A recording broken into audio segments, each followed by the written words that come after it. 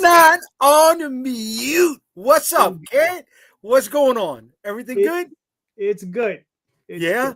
This wild world of comics has us going up, down, left and right, sideways, backways, forwards.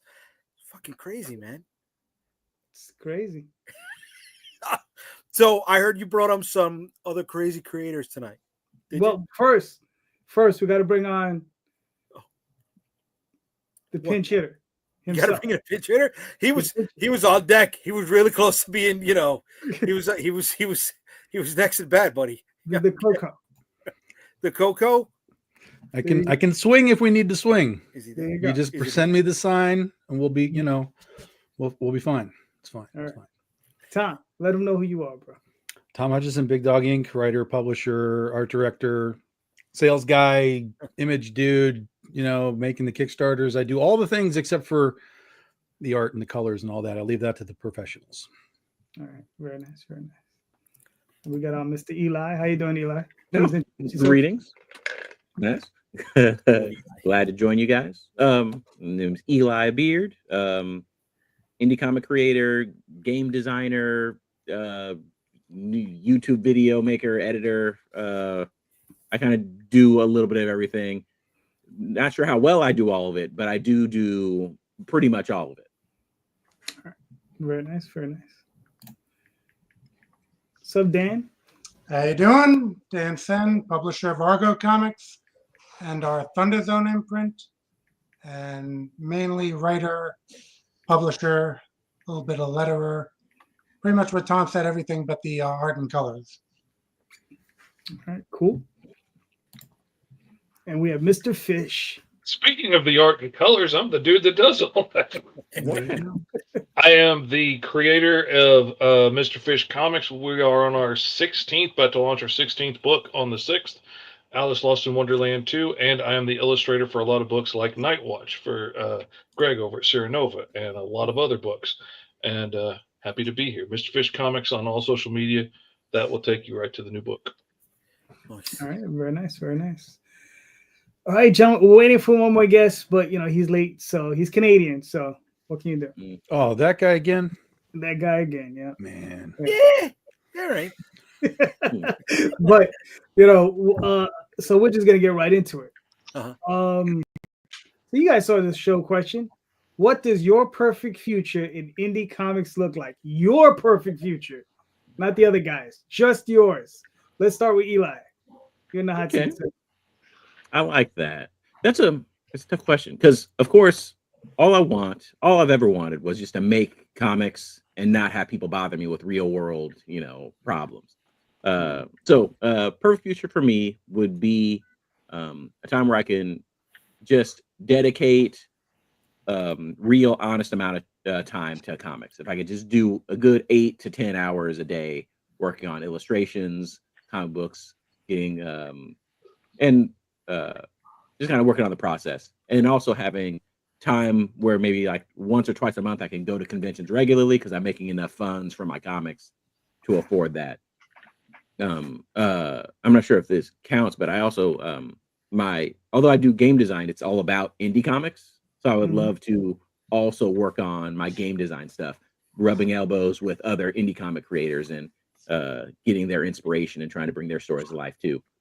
But yeah, just kind of dedicate my time to those creative endeavors. I think would be awesome. All right, very nice, very nice. Dan, what are your thoughts? I believe the future is now, I'd say, where I wanted to just do the comics full time. So I'm at that point now, being able to do that. And of course, any 5-year projection is going to be just more of a readership. So putting out more books, gaining more readers, and perhaps, with things like animation or action figures and stuff like that, I mean, I have a lot on my hands.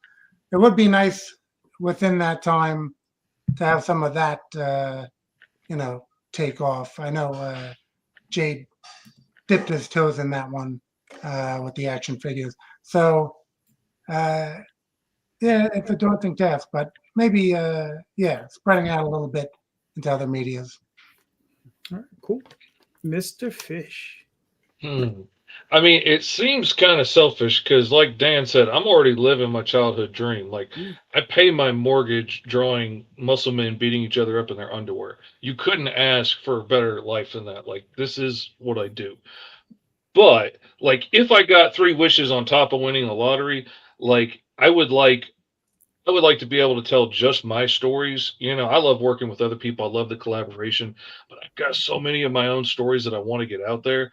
To be able to thrive off of just those and be able to afford to bring on, like, I'd like to hire my son full time because he's a really talented artist and we could kick out a lot more stuff if I had his help full time. And, you know, maybe hire on my other son to do logistics and packing and shipping and stuff and let me focus on making books. That's it. That's all I'm dreaming about. Like, just get there and maybe be able to take an evening off for my 3rd wish. Nice. So then that would mean what? About 8 books a month? Wow. I mean, right now I'm averaging about 2, so like, yeah, it would probably be around there. Nice. That's crazy numbers. Yeah, it's hard. Could imagine. Tom.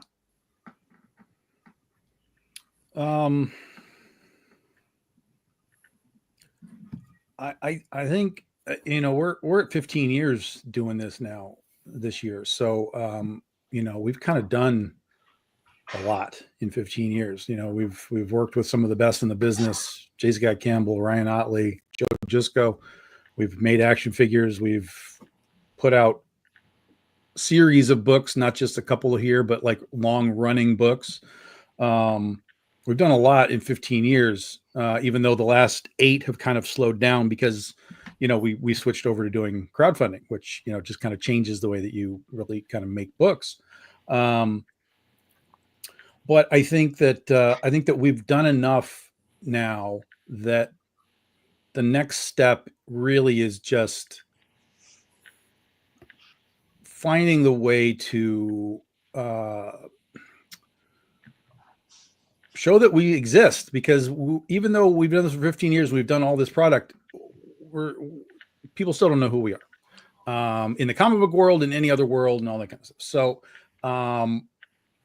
you know, it's time for us to take a step up to be sort of recognized as something along the lines of Zenescope, Aspen, you know, those kinds of companies that have instant recognition with them when they do a book, or when they're at a con, or, you know, when they do an event. Like, we have to do that. We have to start to treat this like it is really, truly, you know, a business. Merchandising is part of that, you know, marketing is part of that, pushing the envelope of what we do out further and further and further.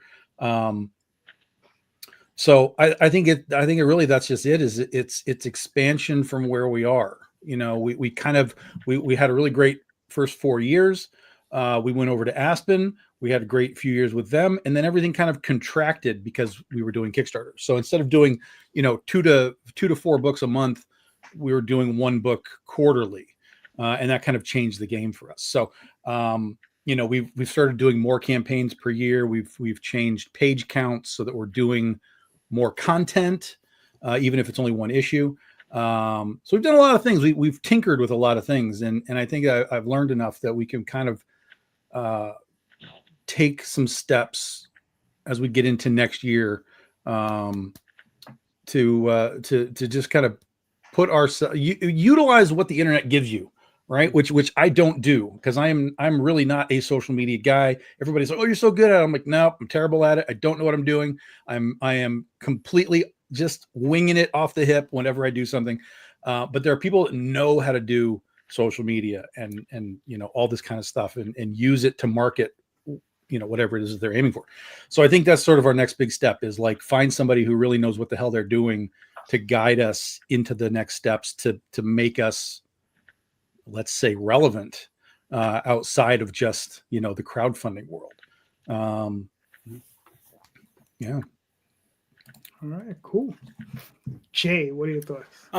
You know, I'm loving what Tom and Fish talking about, right? And it's getting people for the back of the house, right? That's what I want, man. You know, I want to be generating enough revenue where I can have that team in place where I can just focus on creating the stories. Right? I mean, I'm out here. I'm not even running lean, right? I'm running alone.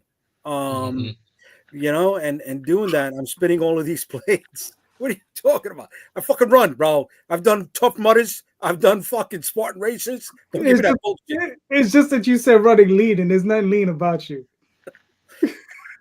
Come on, baby. Manos de piedras right here. Man, my forehead's nice and lean, man. No fat on there, man. What are you talking No, you know, the thing is, you know, I'm the one spinning all the plates, and I got to keep them spinning. And I drop a lot. Man. You know, so you know, I'm at that intersection where I know what needs to be done. I just don't have the time or the revenue resources to get it all done by myself in time. Makes sense. Yeah. So perfect future in indie comics would be that, right? Having that going, and not having to feel like I'm Oliver Twist all of the time, right? And saying, you know, may I have some more, or you know, will you look at my book, right? Having that recognition, right? Oh, you know, Jay's been doing stuff since fucking 2008. Right, and he's built up a pretty nice catalog, you know. Wow, we gotta figure social media out. When a sperm race gets more views than our books, it's a sign of the times. God damn. Damn. All right. Well, this is, you know, crowdfunding is almost like a sperm race, right? Everybody's just trying to get the little swimmers to hit out for their own. Yeah. Absolutely. I don't think I'd ever use that as a metaphor, but yeah. It wouldn't have before. Now I might. Right. What I'm all about, baby. Bringing out the obscure. All right. Yeah. So that's where I'd like it to be. All right. Cool. I guess I'm not too dissimilar than a lot of what you guys are saying. But I mean, one of the things that I really, really, really would like to do is, you know, I already have 2 artists working on the Oswald Chronicles. I probably like to get another 2. Because the series, you know, I'm close, but I'm not that close to finishing. You know what I mean? So it's like, you know, I got the 3rd arc coming up, and you know, it's about 14 more stories, and some of these stories are going to run anywhere from 32 pages to probably 200 pages, and you know, it's going to take a while. So yeah, that would be is again, have the revenue to be able to just do it full time, and you know, be able to bring on more hands to help out, you know, with that sort of thing. So yeah. That's it. It's the money, really. If we had it on hand already, it would be so much easier to jump to the next step if we could just afford to employ those people now to help us, you know, do the extra stuff to get it done in time. But, you know, like Jay was saying, when there's only one of us running the show most of the time, that's a lot to do. Like, I forget to post to social media all the time. I've got a new campaign coming out that I forget to post about all the time because I'm busy making pages and finishing the book and getting the Kickstarter ready and doing everything else and shipping packages and placing orders. Yeah. So it sounds like we all want time and money. Is that across the board? What a coincidence. Huh. Yes. We solved it all. That's all we need. More time and money. More time and money. Where are all these rich people who want to invest in indie comics? Where are they? Yeah, right. They're out there. They are out there. I have had like 3 friends have people in their lives just be like, yeah, I want to invest $10,000 in you and your indie comics. And we don't need $10,000. You need closer to 10 million. Whoa. Well, I mean, that would be nice. 10,000 work? What the fuck are you talking about, buddy? You'll always need more. Listen, I understand you're on the low end. I'm no longer willing to live there. Okay. I am all the way. Thank you. Oh, I feel you, but that just got me one of my last jobs, so I'm not knocking the 10 grand investment. Gotcha. All right, well, listen, fair enough. Jay, you're up, bro.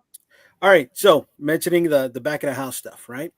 Since we're on this path, if you had the money, who would be, or what position would be your first hire outside of creative personnel? All right, cool. Dan, you're up. Yeah, I guess echoing the thought that Tom had, perhaps a marketing, social media type of guy to, and I mean, we all run the Kickstarters and we get about 200 solicitations for those type of people. And of course, there's None of which should be paid. I'm going to put this into the universe right now. If you guys get those messages, you ignore them. Well, that's the problem right there. Which, Just ignore them. Move on. There's no vetting them, and along with the 3D modelers who are all going to make figures of your characters. These are the rabid scams that are going out there. I think the scam of I'll do commissions of your characters kind of got over where, we all realize there's no signatures on this art sample. The styles are all different. They're like, this isn't working. Let's try 3D modeling. Google image search has been great with that. I can always go back and find who really modeled it and be like, oh, really? Is your name XYZ? And then they disappear. It's crazy. Yeah. I like that. What it's all about. I mean,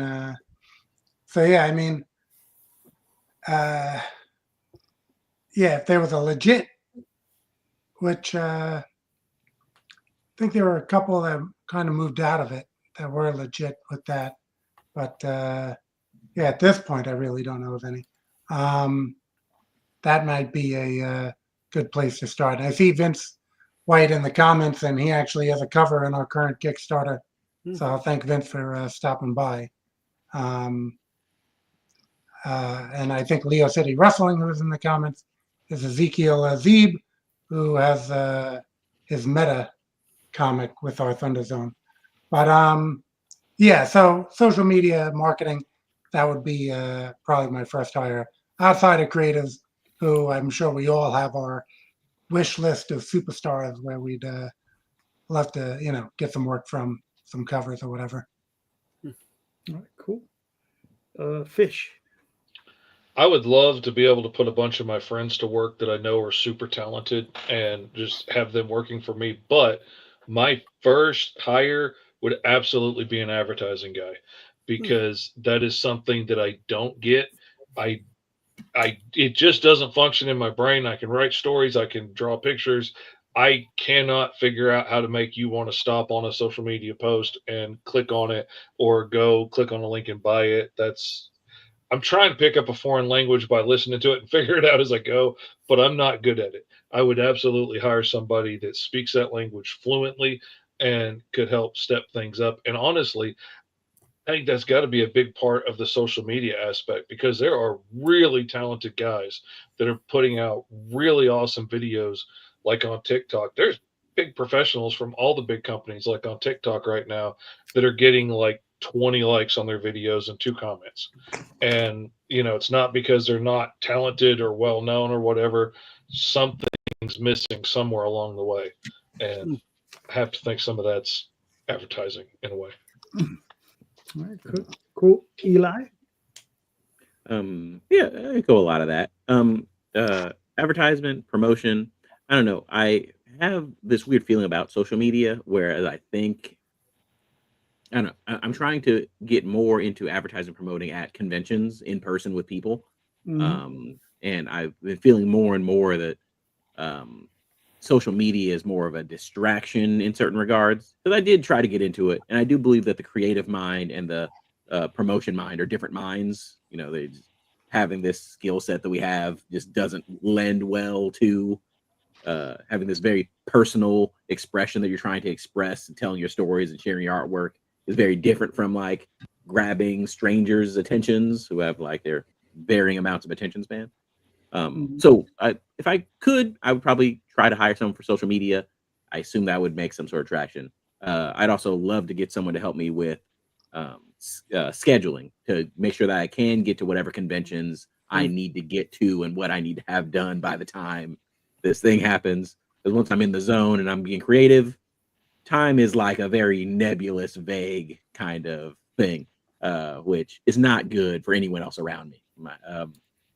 And then aside from that, I'd also love to get some just beta readers, just some people to help me go through my comics and my content to make sure that like I'm following my own thread. I find myself reading my own comics a lot, not because, well, one, I do love my stories, but mostly to remember the context for, wait, what was that character's motivation again? Okay, so now when they show back up, they can do this. So if I had someone to keep me honest so I don't get so lost in the weeds, that would be great. But yeah, I think those would be my big three hires. And if I could get someone to do the coloring. Listen, Chris Claremont got so lost in his weeds for decades, and all that did was come back around and give him story opportunities for more decades down the line. Like, I don't know what to do anymore. Well, remember what you did in 197? Like, just run off of that. Oh yeah, and then there you go. So don't freak out on the weeds. It's not necessarily a bad place to be as long as you're still moving forward. Yeah, no, that's a good point. Yeah. So, Tom, what are your thoughts? So Vince, I do all of my crowdfunding graphics. Just to answer your question, I do everything. I build all that stuff. I taught myself Photoshop, God, forever ago in order to steal someone's job. I got the job because I taught myself and did it better than him. So I was like, all right, I did a good job. And so ever since then, I've done all my own stuff like that. I've had some people teach me some things along the way. Jesse Witchman was always great, teaching me some graphic stuff and all that, but I do it all myself at this point. But like I said, I would hire social media guys. The only other thing that I would kind of be looking at is sort of physical labor people. Like when I do my fulfillment, it would be like, hey, I need somebody to come in for 3 or 4 days and, pack stuff, ship stuff with me and knock my campaigns out faster on the shipping side of things. Because when you're just doing it by yourself, that's a lot. So that would be my two things: is someone pack and someone go talk about it. Cool. Jay, what are you thinking? Oh, no, wait. Yeah, you first. Yeah, I forgot it was your my question. Come on, buddy. All right. A publicist, definitely. So, obviously marketing, but it's a little bit more. It's like trying to get out there into like wider media. So definitely a publicist. And I agree with Tom, getting somebody to help out with just the physical labor of it, right? The packing, shipping, eventually, getting into receiving pallets and cases and stuff like that. I'm sure, I don't know how many, I'm sure Dan has done it. I don't know about Eli or Fish.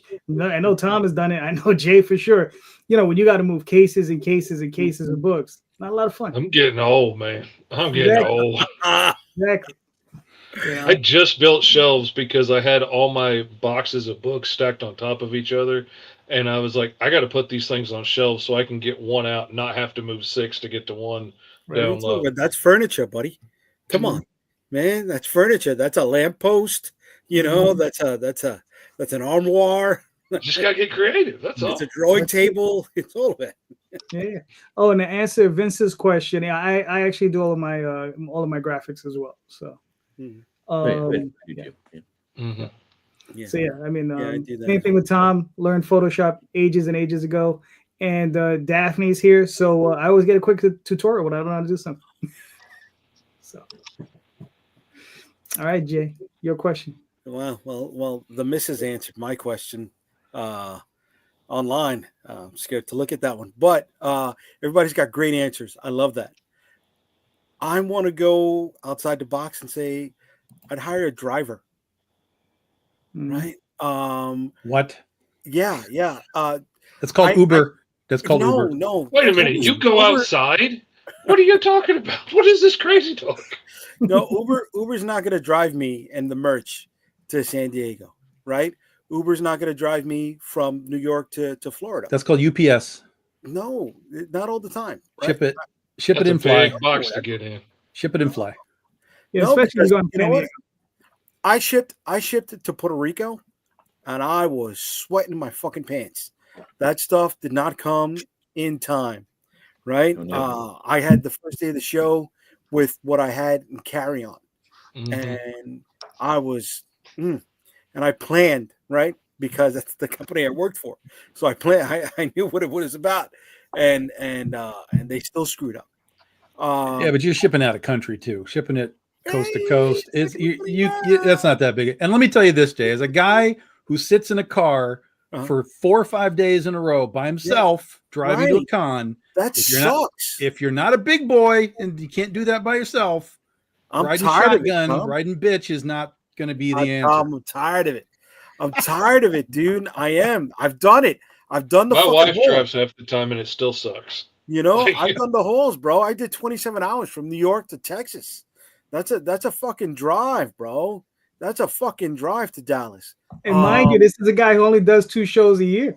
I know, because you know what? I got tired of fucking driving. I got tired, right? I feel driving is the least productive time. Right, that's time I can't get back.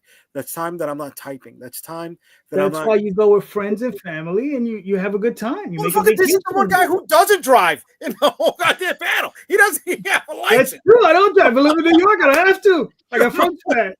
Right? That's the thing, man. I'm always finding people that don't know how to drive out of New York to these events, bro. Right? That's the pain in the fucking ass. And I've been to trips to Detroit. I've been to trips to Chicago. I've been to trips down to Florida, driven with friends. I know. See, but what you fail to see is the part when the person you're driving with is tired and has to drop you off before they go home.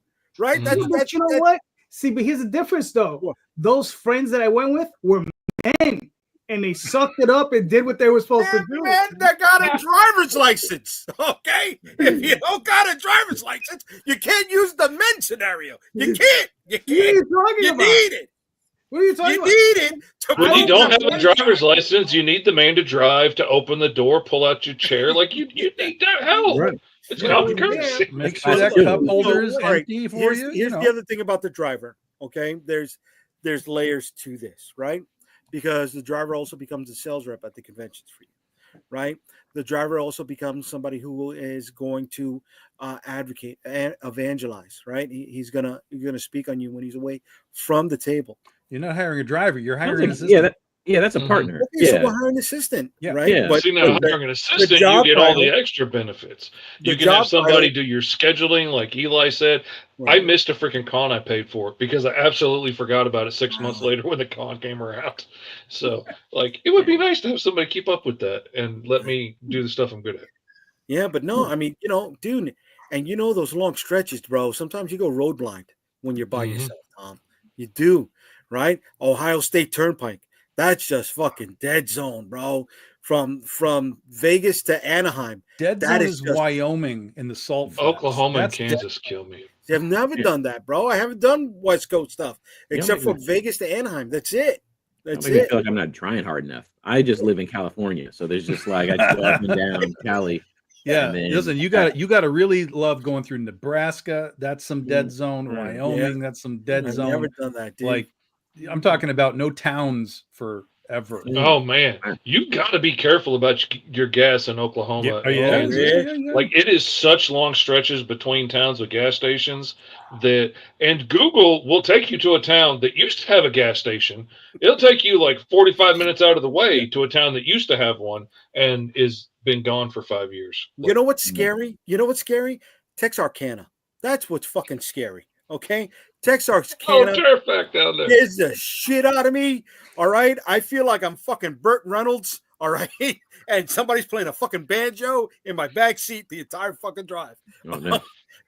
Texarkana. Sounds like home. Yep. Texarkana was the big city we had to go to get comic books because they didn't have them. They didn't have them in my town. So yeah, we had to drive an hour to get to the big city. So maybe your driver will become like a mascot, like Ronnie the limo driver. There you go. All of that, bro. Be a character for you to have at the cons with you. I'm with that. All right. Tom, you're up, man. What's your question? Okay, so I'm curious. We talked about this on Friday night a little bit. I'm curious as to everybody's thought process on this.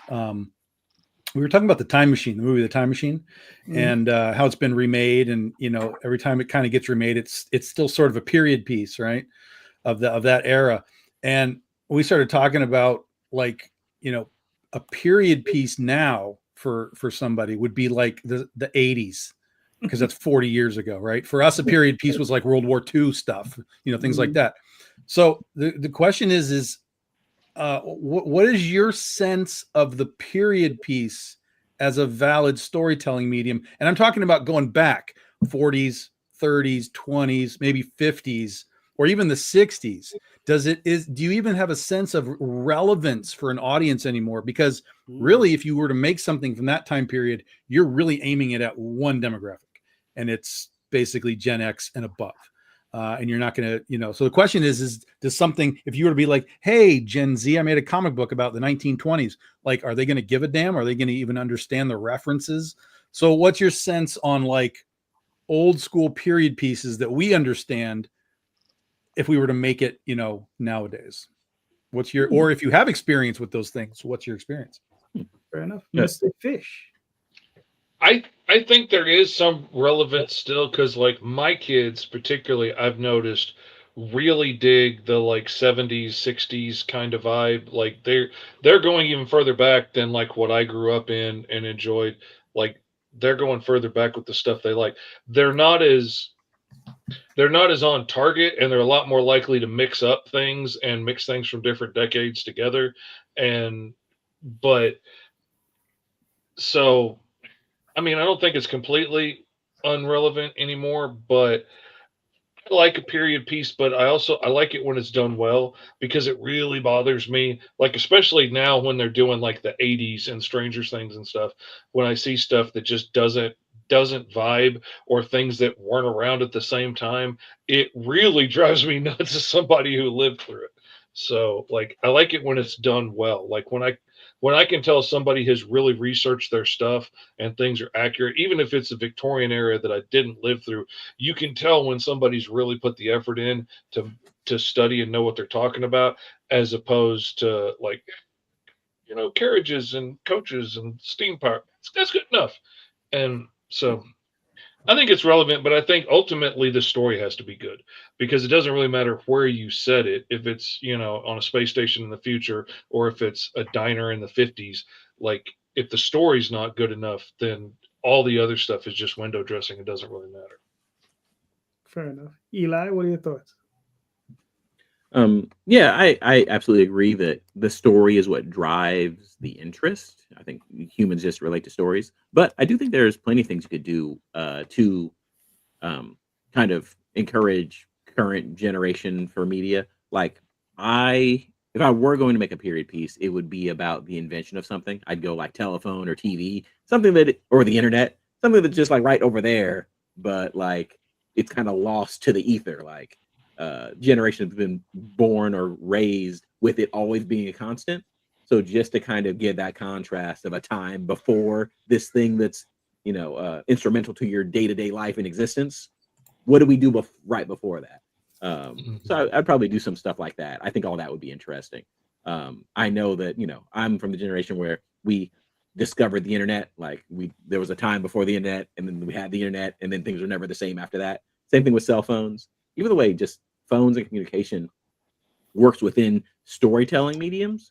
I don't know if y'all have noticed, but like the I'm lost and can't communicate with people used to be a very scary thing in media for a while. But over the last couple generations, with the invention of telephone, that they have to like, it's either not there, like you always have, I can always call, or they have to put things in the plot to specifically get rid of people's cell phones in order to make it so that they're isolated.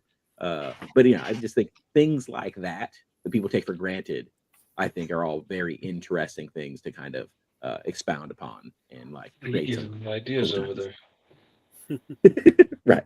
Sorry. Storytelling. I love storytelling. So that's totally my jam. All right. Cool. Dan, what are your thoughts? Yeah, I think it does come down to storytelling. And there are going to be audiences for different eras that, you'll have people who will like a Western film who don't want anything to do with a Western film, and some who like a Western film but don't like a Western comic. So it's hard to say, if, again, with the right creators behind something, and as we were just talking about marketing, the right communication of what makes that a good story, I think can overcome the hurdles of having things from different eras. From my own experience right now, I have a public domain character, a few of them in this one book, and that's dealing from the 40s to the 60s. And I do have flashbacks. So, in doing that type of period chapters, it does take the research, as Fish said. So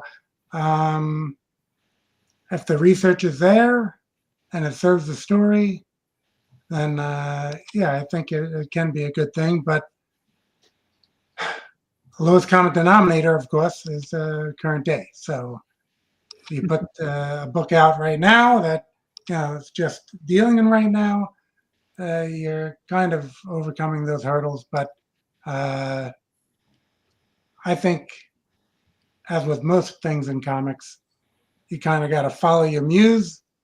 And if that is what brings out the quality in you, bringing in errors, not bringing in errors, you got to hope that the audience will find that if it's what your heart is telling you to publish.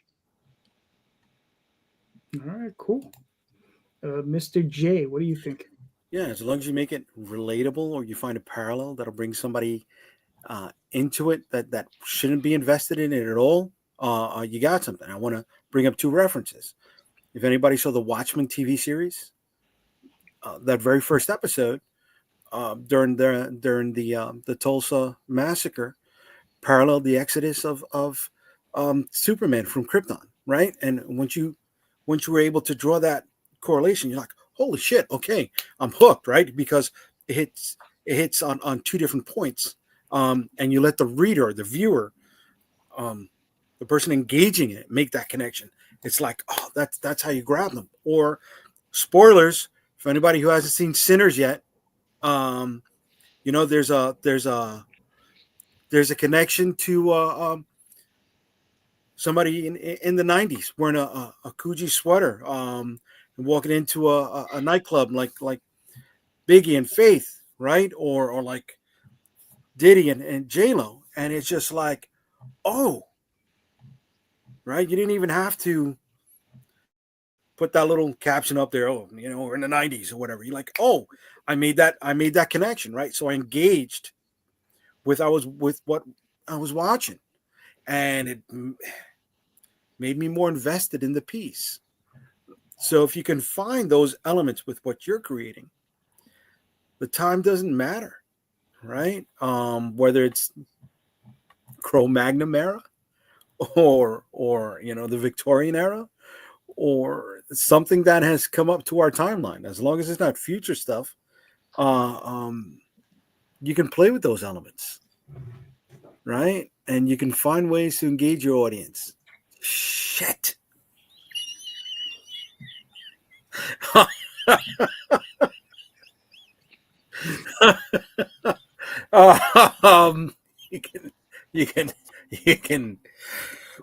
You can also put your foot in your mouth at other times and get caught by the wife. I'm gonna leave that up for the rest of the show. So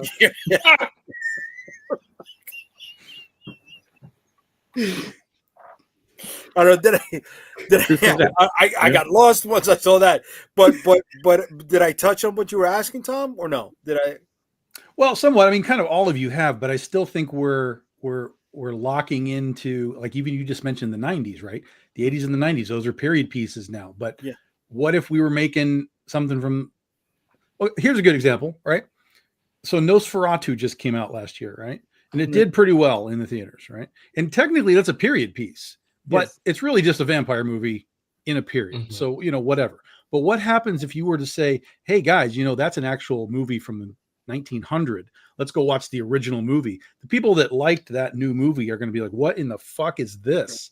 Do you know what I mean? Odds are there are some movie people that will just be like, okay, cool. But most modern audiences wouldn't even want to look at that because it's just so far outside their reference points. So that's what I'm saying. I think there's a stretch where there's reference points, which gets back to probably the 80s, 70s. But once you go further, it really starts to become just outside the box. But what I like what Eli said, where you're attaching it to something, the invention of the phone, the invention of something, right? Or if you attach it to historical things, because like historical moments, what we're going through right now, as opposed to what they were going through at this point in history, and being able to play with those parallels that are like, see how we got from one place to the other, that can be really powerful, and everybody would get that no matter what their age is. But so is something like this historical, like the Joker movie, right? The Joaquin Phoenix Joker movie. At the end of the flick, when everything is going down, they pass a movie theater, and on the marquee, they have Zorro, but Zorro the Gay Blade. It's not. It's right. So, I mean, it put you in the 80s, but it's technically sort of. But movies can be played at any point. Like movies are played in theaters literally over and over and over again, decades later. You know what I mean? So yes, you're right, but also it could have just been a re-release. Okay, like in Silver Lining Playbook. Where what's his name? The guy who did Rocket. What's his name? Stallone? No. The guy who did Rocket Raccoon. Yeah, the guy from Hangover. Yeah. Oh, it's a Rocky. Bradley Cooper, right? He's in the movie Silver Linings Playbook, right? But they're coming out of the movie, and what was playing was a re-release of Midnight Meat Train. Right, a movie that a horror movie that Bradley has starred in before. So that's the re-release moment. Well, right? I mean, I think to get back to the original question, I think something like, for me, a good period piece that's way out there as far as time is I, Claudius, right? Which is based on, the Roman Emperor Claudius, right? And him retelling his history and the history of his grandfather when he lived through Caligula's reign, and how he became emperor and all that stuff. And it has, most of it is made up by the author. But the thing is the drama that's in that particular series is so intense by those actors. And the thing is, it's a crazy thing because has like no special effects. You don't see any battles. You don't see any wars. It's just literally just a drama played out on the screen.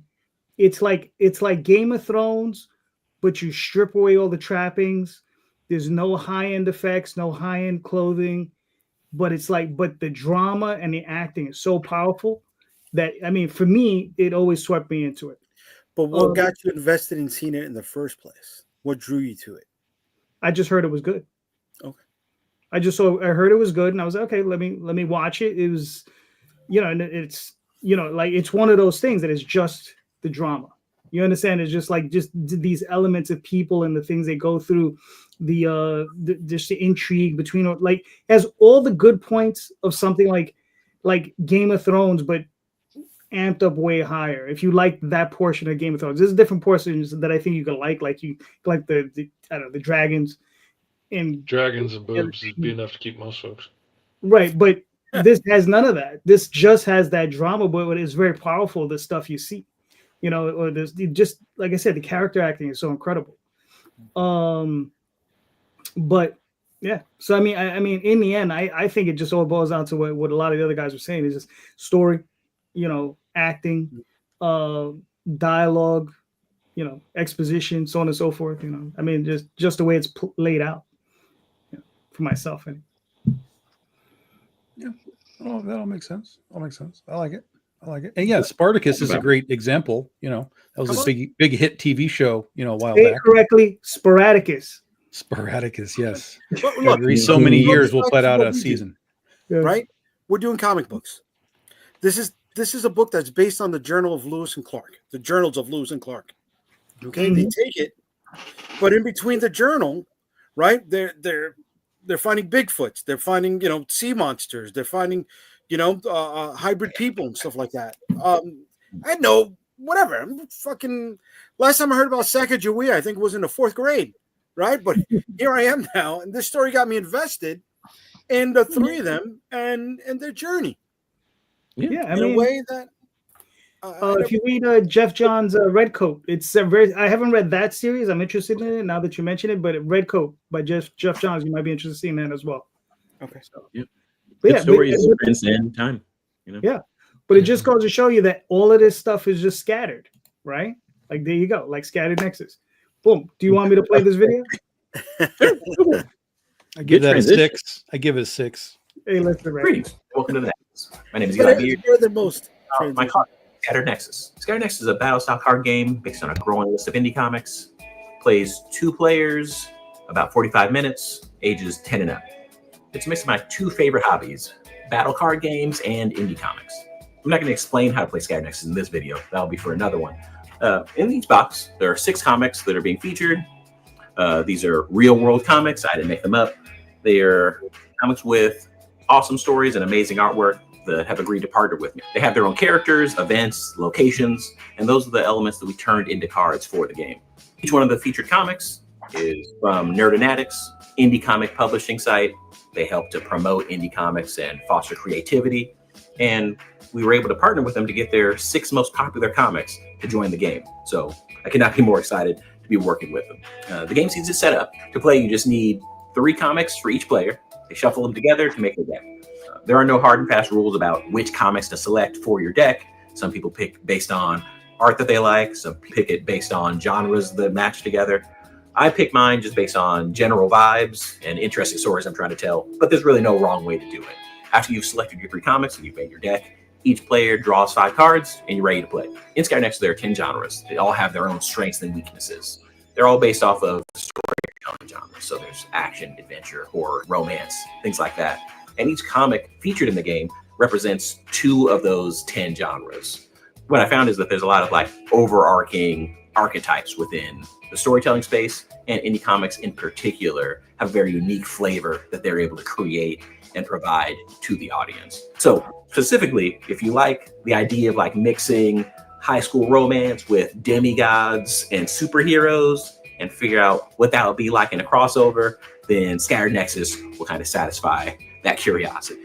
I designed Scattered Nexus to be full of interesting decisions and interactions, that there's always a give and take to any decision. In Scattered Nexus, what you're trying to do is play characters to attack your opponent.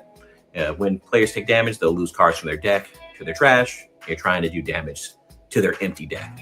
If you do that, you win. You're trying to do that to them before they do it to you.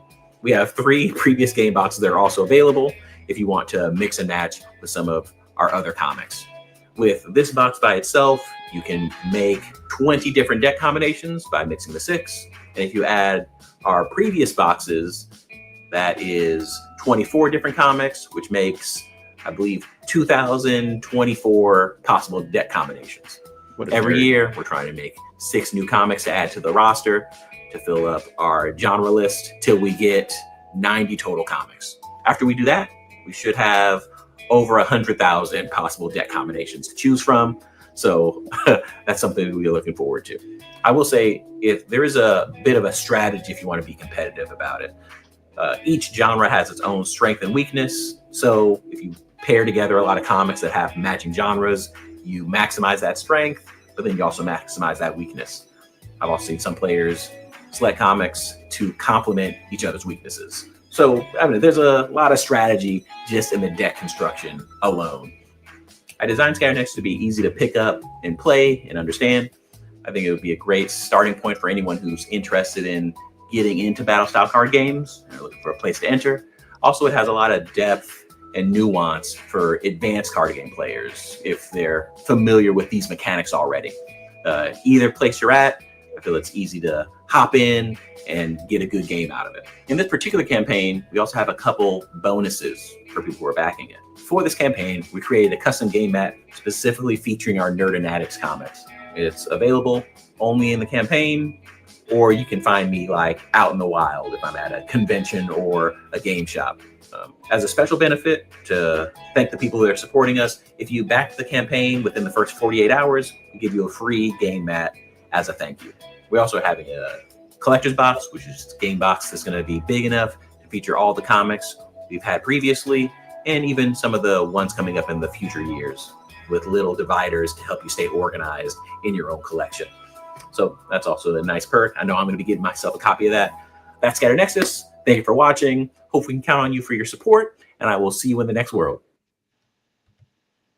All right, that was a lot longer than I remember. Four and a half minutes. It's long for a video. Yeah, I forgot the short attention spans. You got to keep it snappy. Yeah, but listen, man, it looks like a lot of fun. So talk to us. Tell us more about this. Yeah. So, this is just an ongoing project, mostly created so I can rub elbows with my favorite comic creators. But yeah, every year we find 6 new indie comics that want to partner with us, and then we make 10 little cards that represent their comic. And then it's just a fun little battle style card game. You get to beat up your opponents with, beat up your other players. They're pretty enough that they're just fun to collect too. I know I like particularly check out artists that I think are like just have really good artwork, so that I can put them in a binder and have them somewhere nice. But it's also a great way to like support indie comic creators. I don't think we get enough attention and love. So just having another avenue to be like, show your support and even, enjoy them in a more active way. So sometimes you're reading a comic, you can't really control what happens. You're just along for the ride. But I think this way kind of gives people another hands-on way to kind of encounter or experience indie comics and kind of the shared world and the fun that you can have in there. But yeah, I think way too much about it. So if you have any questions, I can answer them. Yeah, I don't want to just bog you down with pouring all my information onto you. Gotcha. All right. Cool. Yeah. We decided to just go with 2 options. We're using BackerKit instead of Kickstarter. Just wanted to see how many people I can bring on a new platform. A lot of people don't know this. BackerKit is pretty much it's an add-on for Kickstarter. It's what helps you with like the emails and like the posting and keeping track of like who's backing you on Kickstarter. A couple years ago, they just decided like we're already doing all the stuff. All we needed is a way to like, host it. So they started doing their own social media. I mean, their own crowdfunding promotion type crowdfunding campaign system. They have really cool features too, like being able to stream right to the main page when you live stream. Yep. And they also have like preview pages that they'll set up for months in advance where people can go add their email, and they will email them when the thing launches. This campaign, we just decided to go keep it easy. We have 2 options. You can get just the game, or you can get all the game. The Scatter Nexus Nerd Addicts, $25. Get the box with the 6 comics in it, or you can give me 100, and I will just give you everything that we have so far. So you get this box, the previous 3. Also a collector's box that has kind of enough space for all the stuff. And then we also have some add-ons if you want to like get that a la carte, piecemeal it. But yeah, just kind of pretty much seeing if this works. We're using a lot of like print on demand options to kind of keep the cost nice and low. But yeah, I think the beginning of something really cool. Hopefully we can do this for the next couple of years, as until we get those 90 comics we can partner with.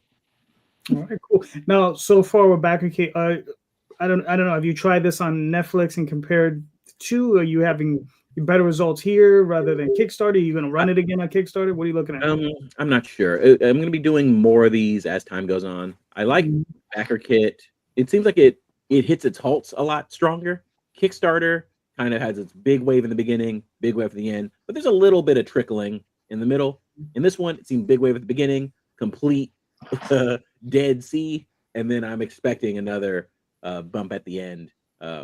But yeah, I'm gonna try it here. I think next one I will try Kickstarter. I'm just gonna pretty much the same thing just to see if the audience is different there. A lot of people just don't know about BackerKit, so I'm wondering if that's like kind of part of it. But then on Kickstarter, you're kind of a small fish in the ocean. There's a lot of other things going on around there. So it's easy to get kind of lost in the weeds. It's really easy to get a hold of people at BackerKit and talk to real people and get Yeah, real help. their with customer stuff. service is amazing. That was one Yeah. of the other big draws. It's hard to just hop platforms, but BackerKit made it pretty easy. There's also another crowdfunding platform, but I guess you guys wouldn't use it. It's a GameFound. It's crowdfunding, but just for the tabletop space. So I was thinking about trying there, but they're a little bit more fiddly. They're a little harder to intuit what you're supposed to be doing there. So yeah, it's a learning process, and luckily doing it for the love. So I'm going to keep doing this regardless. Just trying to figure out where I fit and where my audience is turning to be, the most, the biggest challenge, but then also the most rewarding part of it. All right, cool. Well, you got 17 days left. You got 15 backers. You're already gold. You hit your gold. So Yeah, absolutely. All gravy now. Just trying to figure out who else wants to hop in. Yeah. All right. So there you go. If you like games, go check it out, man. Good stuff. Yeah. Way to be. Yeah. All right. Oh man, this transition. Aye. You know, you know what's funny? I could have sworn from the last time I was on your show, you said you would never say it again. I lied. I know. Anyway, Dan, what are we looking at? Thunder Zone. Yeah, Thunder Zone is pretty much. I have Argo Comics as my imprint that just has my characters, and Thunder Zone. It's kind of like early Image Comics where we have different creators, but all the heroes are on the same Earth. And that is my own Nature Man title. That cover is actually by the current X-Men artist, Nitho Diaz. Yeah, cool. And there we see Stardust, the Super Wizard, has entered the comic here. And, various, the Dart, Kismet, Man of Fate. So we got various public domain characters in this issue. And a variety of covers, as you can see. I have some covers and I have some preview pages. There's Stardust. I left the dialogue off that one. Too many spoilers. Mm-hmm. Gotcha. Now, what makes you choose one public domain character over another? Some of them have been used a lot. Like it seems like Daredevil gets used a lot. Black Fury. I kind of went with ones that I thought were very good, had a lot of potential, but just weren't used as much. And then I tracked down all the appearances, did heavy research on them to make sure I knew what I was talking about. The other book that we just passed was Marshall Strong. That is creator Mike Descharnes' book. And that is like military superheroes whose powers are from alien technology, but the powers that they gain from that is also driving them a little crazy. So that is, again, they're on the same Earth, but that's a separate creator, separate book. Gotcha. Big Ass Blues is another one of mine, where we have supervillain, maximum security prison, and superheroes as the corrections officers. That's an interesting idea. That's the Vince White cover that I was talking about. Oh, thanks. I thought it was a little something different. And in my past career in law enforcement, I worked closely with the corrections officers and did a little research because this is all started when I was still in that career. So, and as I said, we have covers, preview pages. And Supercross is created Jerry Himes over in Singapore. And it is Singapore superheroes. They're teenagers. And actually, the next cover is by David Ross, who did work for Marvel and DC. So that's up to issue 4. But all the issues that we have here, back issues, are available digitally and in print. And this is Weirdo #1. Another of my own creations. It actually was serialized along with Nature Man, Big Ass Blues, and Antarctic Press's Exciting Comics. They chopped it up a bit, and this is all now collected in full issues. Actually, Nature Man and Big Ass Blues, they didn't get to the chapters that I have in this Kickstarter. But yeah, Weirdo is more of a zany madcap type of hero. And as you can see, covers and preview pages of that as well. I give a little story synopsis if you go to the Kickstarter page, and you can read that. But we have catch-up tiers digitally and in print for all our past releases. All right, cool. Those are just the handsome faces of all the creators who are taking part in these books. Gosh. So, I mean, what got you? Because obviously you're running like what, 4 books on this campaign? What is it, 5 books? 5 books, yeah. 5 books. Like what it like? All right, obviously, if you had to run 5 separate campaigns, I'm sure that would drive you more nuts than doing it this way. But yeah, we have 2 issue 4s, 1 issue 3, an issue 2, and an issue 1. So yeah, doing all those on separate campaigns would make the production schedule so erratic that it would take forever to tell the story. Plus, this has the added bonus of if you buy all the new releases, you're saving on shipping, because true. I see some campaigns doing, $10 on shipping for 1 book. Seems a little excessive, but yeah, in doing the 5 books combined shipping, we make that the best deal. I haven't used the featured product. I know they just started that on Kickstarter. Maybe the next campaign, when people are a little more used to it, I figured people might get a little lost and scroll right past it. But yeah, just in the fact that we're publishing a line, we want these books to come out somewhat regularly so that you don't have to really dig in your memory of what was going on. So it seemed best to do the 5 and to save everybody on that shipping. All right, cool. Listen, so I saw, what is it? You're already funded. You got 14 days ago, so you got another couple weeks. All right, so you're doing good. Yeah, we just did a token amount. As you can imagine, 5 books on that amount is not funded. But I know, yeah. They're complete.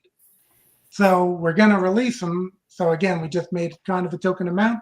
We still need everyone's help as far as, covering the cost, and then having funds to produce the new issues. All right, cool. Well, so hopefully, everybody go out and buy yourself some books. This guy's producing tons of them. Go get them. It's awesome. Thank you. Where are we? Jay, you got anything else to say? Anything else to add? You got another campaign you're going to put up? Yeah, I'm going to put up. And obviously, so why didn't you have it ready? Not one of yours. Why didn't you have the tab set up already? I haven't seen one from you in 6 months. A good co-host would have a segue to help JD along a a bit. Should have the segue. Gotcha. Okay. Should You're have. absolutely right. Should have. Absolutely right. I got you in the next one, Hammer. Yeah, you can hammer yourself, buddy. Really. Fish. So obviously, Greg couldn't make it. So I'm gonna play his video, and if you can walk us through it, but I'll play the video first. All right? Yeah, absolutely.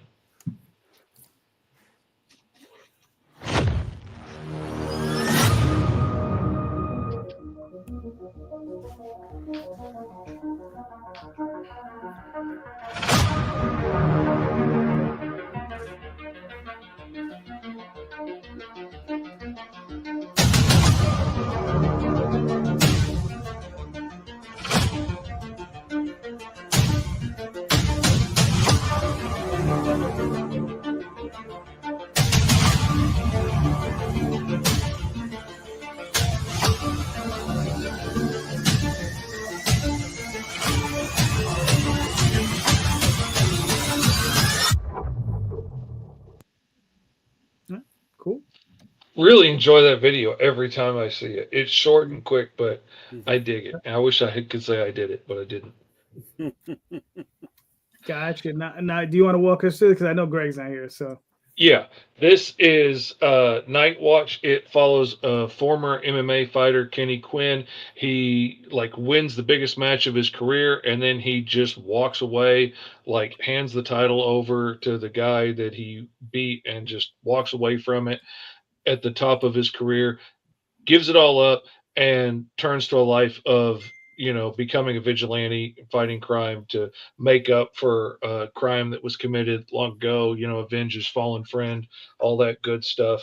And like, this is a real legit trained badass going out and, bringing destruction on the people that he holds responsible for everything. And it's freaking awesome. It was really challenging for me to work on, for one, because he's an MMA fighter, like I couldn't do the stage combat kind of stuff that we're used to in comics, and like the really overblown, like drawing way back for a punch and going all the, like it had to look like actual MMA fighters and stuff.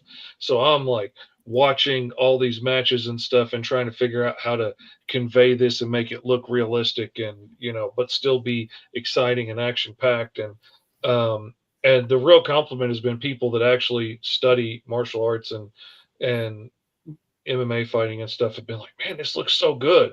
And Greg's like, yeah, fish feed. But it was really awesome to work on. I'm really proud of it. It's got some amazing artwork on it. It's a really interesting story. I think once you check it out, you're absolutely going to want to come back for more. Greg's already trying to book me out for like the next 6 issues on it. So it's going well. All right, cool. Very nice. You had like what, another 4 days left, I think? Oh man, I can't remember. I've been juggling so much. Yep, you got 4 days left. 4 days to go. Backers, you're already funded, so hopefully we can throw some more cash on there, and Oh yeah. So you can bring you back for those next 6 issues. Oh, and there's gonna be like audio commentary and reading out the stuff in the digital files. So like I know I have a lot of fans that are like dyslexic and stuff, so they will be like a read along with it to help people that might struggle with that. And I was really excited. We were talking about that for my next campaign, and Greg was like, "Yeah, I want to do that, absolutely." So it was really cool that he included that. All right, Very cool. Very nice. All right, let's see what's next on the docket. Is there somebody backstage, bud? Yes, there is. Oh, sorry. Oh yeah, here we go. Surprise guest. There it is. Long time no see. What's up, DM? It's like yesteryear. Just running. Apologies on being late. The last stream went a little longer than anticipated, but I made it. Here I are. All right, cool. I have something to add about Night Watch. This guy, I've read the whole thing. I did a review. You can find it on my Facebook page. It's basically Dick Grayson and Frank Castle combined. It's quite the combination. That's a really good take on it. Yeah, I definitely appreciate it for that angle. It's quite a contrast of characters to combine, but it definitely works. Right. Cool. And then here's Fish's other project. Yeah, that one is in pre-launch right now. You can go sign up to follow it at gomrfish.com. We'll take you right there. It launches on May 6th, and that will be issues 1 and 2 of Alice Lost in Wonderland, this story I've been working on for 30 freaking years. And that's the whole reason I got into doing comics, was to tell this story. And I'm super excited to be getting to tell it now. And we've got all kinds of cool, the books, the digital stuff, and I got freaking miniatures made this time of Big Ten and Alice that came out really freaking cool. I'm in the process of painting them. I got big ones made so I could show them on camera. But they came out super cool. All kinds of cool swag and stuff to check out. Launching May 6th. So go check it out. Okay. All right, cool. Very nice. Do you have those samples on hand? Yeah, got them right here. Sure. Hold on. I'm going to pull you. Look at me there. Now, you're going to have to excuse my crappy dry brushing because I didn't want to break out the airbrush and make a mess when my wife was mad. But we've got Big Ten there, the Tin Man, and we've got Alice with her little broken sword and her gun and everything. And we also have the acrylic standees and stuff from the first campaign that are going to be coming back with the front and back illustrations, because with a backside like that, you got to show it off. And there's going to be a new acrylic standee that shows Alice and the White Rabbit, like when he first brought her to Wonderland and she's younger. So there's going to be a new one to go along with that. There's going to be all kinds of cool stickers and stuff. It's awesome. All right, cool. All right. Let's see. Oh, this is where I got to do the segue. Okay. No. Yeah, you were trying to leave. I saw you trying to leave. No. Tom, what are we looking at here? Yeah, we're back at it. We pushed a lot of stuff down the line here and into next year because of my mom passing, but we're back at it now. And starting Wednesday, we're going to do this little mini campaign to kick us off and get us back in the swing of things before Motor City. So I came across the notice that it was the 40th anniversary of the Dirty Pair anime this year, so 1985, and my brain immediately went into overdrive. Like, how do we celebrate this? Because we've done this before with other movies and stuff. And so immediately I went to Critter and Chloe, a couple of our characters that have teamed up before in other capacities. And so this is just an homage to the Dirty Pair anime. It is a tribute to Adam Warren's comics that he's made of the Dirty Pair over the years from Dark Horse. And it's this little short story with a handful of covers. We'll have a bunch of back issues for Critter and Chloe and their different books that they've been in. So if you haven't read their books, you'll be able to get previous issues. So it's really just a short little mini campaign with a handful of covers that'll lead us into Motor City. It's only going to be a 10-day campaign. It launches Wednesday. It ends the following Saturday. So, yeah. Cool. Very nice. Very nice. And you said, what are you launching? Wednesday night, 8 p.m. Eastern time. Very nice. Everybody, put it on your calendars. Yeah, you could click that link and yeah, you could. It'll tell you when it's happening. But you didn't tell anybody about the hookup with the Patreon and what else they're gonna get if they're down with the Patreon, Tom. Yeah. Sorry. DM, you want to play this video? Move it on. Sure. Play the video. I'll give a couple After Chasgo and myself received a surprise visit from Dunnan and Madrakas, we were able to help the local guards stave off the beginnings of an undead outbreak. I recognize one of the fallen creatures to be an addict to the local drug, Weave. After following a lead, the four of us were able to track down a group of bandits transporting the drug. Fortunately, we were able to control the situation, and Dunnan has a gift with aligning perspectives. You get to choose which of my friends here you are going to speak to. If not, I'll pick for you. We had no idea that this was the beginning of a very long night.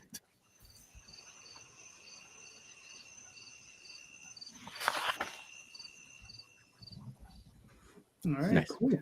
I got here late, so I won't take up too much time. But with that said, this is a 3-issue miniseries, medieval fantasy themed, of course. It is about 4 friends that just after getting back to their hometown and they're about to catch up, have a reunion, if you will. It's cut short by an undead outbreak, which these 4 people help the local guards pacify. After going over a couple of fallen creatures, it is believed that this outbreak had something to do with a local drug called Weave. And book number 2 involves these 4 fellas following a lead and coming across the HQ of the distributor of the drug. By the end of first issue, leading up to that point, they're not sure. There's been a curveball. They're not sure if these 2 things are mutually exclusive or not. But by the end of issue 2, there's like a lot of action going on. I couldn't show too much because it's all very like related to spoilers. But I guarantee you there's a lot of crazy going on in this one. I've said this as a joke in another stream. It's basically like magic, melee, mayhem, monsters, and I'm sure lots of other M words. There's lots of add-ons, including plush blankets that are of previous art and current art to both campaigns of both issues. There's a metal foil cover, which is the stained glass one. I think that's really going to make the stained glass image pop. Somebody backed the Ultimate Backers tier, which is over $200, and I'm very flattered. They're completely all in for this story, which is really, really awesome. There's T-shirts. You get to pick the choice of T-shirt size, color, and there's 4 different art options. It's a metal foil pinup that you see right there without the cover label on it, just the virgin image. And a lot of people were saying that should have been a metal foil cover. So as a compromise, not to take attention off the stained glass, you can get it just as the foil pinup. It's cheaper that way too. So really everybody wins with that option. There's D&D character sheets, level 5 characters, loosely based off of, the characters are loosely based off of the protagonist in the story. There's your options for the plush. We're calling them plush tapestries, but they're essentially just blankets. We've hit 2 stretch goals. If you scroll down, it shows each one. We've got die cut corner sticker based off of issue 2's main cover. Everybody had such topic debate over this image that we've given it as a black and white pinup now for free. That was the second stretch goal. If we get a high enough value, we will debut one of the covers for issue 3 at the back of issue number 2. Shout out to Victor Medina, Dan Kemp, Micah Myers in all their respective disciplines. And of course, my publisher, Philip Russert of Philbo Publishing. They've all been doing really good work for me. You can go check out Philip Russert. He's got something going on right now called Papa, which is essentially an old man versus the mafia with a really good twist. At the end of this first issue, I've read all 5 issues. But if you are a big fan of meeting up with your friends, if you have friends you haven't seen in ages and you really long to catch up on that level of camaraderie, this book is a tribute or an homage to that level of companionship, that the caliber of, as I said, camaraderie, friendship. Anybody who, if I'm saying anything right now that you can relate to, I guarantee you backing this book, you will get a little bit of that out of it, even though it's not your circle of friends. But lots going on there. All right, cool. Very nice. So you got another 4 days left? 4 days to go and trying to get a 60th backer currently. Okay. But I'd really like to get the next stretch goal. It's secret what it is, but I think it will be a really good one to add. Every time we get a stretch goal, it's free for everybody else who's backed, right? So even if you've backed and you're listening to this, give that link a share, because if you get enough people in there, you get more free stuff because of it, right? Yeah. So. Very nice. All right, cool. Listen, like I said, you got another 4 days. Now you're just, the gravy train. So hopefully you get a few more backers and, make it happen. Yes. All right. So I got this last campaign to pull up. Is one I'm involved in. So I'm going to kind of make it quick. All right. So this is Tenchi Muyo. Jumped again. Yeah. Good for you. Yeah. Well, for us. Hello there, Tenchi fans. Patria Burchard here, the voice of Ryoko, with an exciting announcement. Armature Entertainment is launching a Kickstarter campaign to reintroduce the 1997 Tenchi Muyo comics to readers old and new. For those unaware, Tenchi Muyo started out as an OVA series or direct-to-video release in Japan in 1992. From there, it became popular the world over for its mixing of sci-fi, comedy, romance, and, of course, zany adventures. When it became popular in America, these comics were made to try to appeal directly to American comic fans. This release, Tenchi Muyo, the American Tenchi Continuity Omnibus Edition, combines all 6 issues of the storyline Ryo Oki's Day, created by artist Matt Lunsford and writer J.D. Calderon, into one complete collection.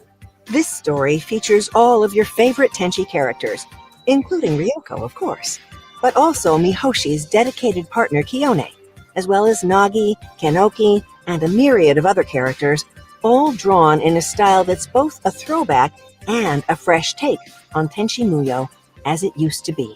Want to know the really cool part? If this campaign is successful enough, Armature Entertainment can continue the adventures of the Tenchi Gang. But now, that's up to you. You know, the carnival comes and goes. Well, it's finally back. So, don't miss it. Thank you all for supporting Armature Entertainment and Tenchi Muyo. Until next time.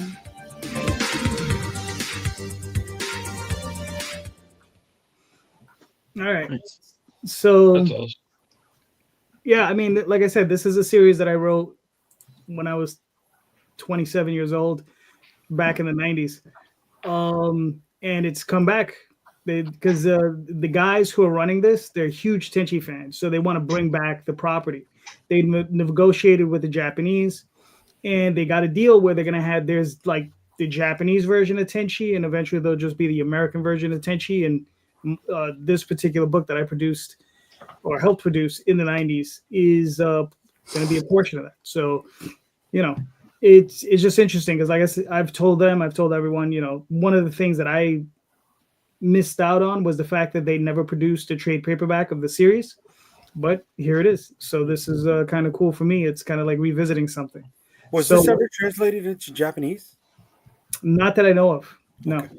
Yeah. And if they did, they owe me money. So that's all I have to say about that. But yeah, no, not that I really don't think so. It was put on the videos when Pioneer had it. They put it on some of their Blu-ray releases, and I think some of their DVD releases. But I don't think it's ever been translated. So yeah, I mean, we got another 21 days to go.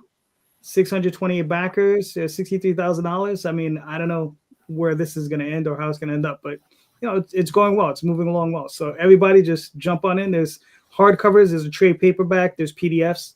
Go check it out. So there you go. Now, did you have to research a lot about Tenchi Muyo? Are you like a diehard Tenchi Muyo fan now after to write for the official?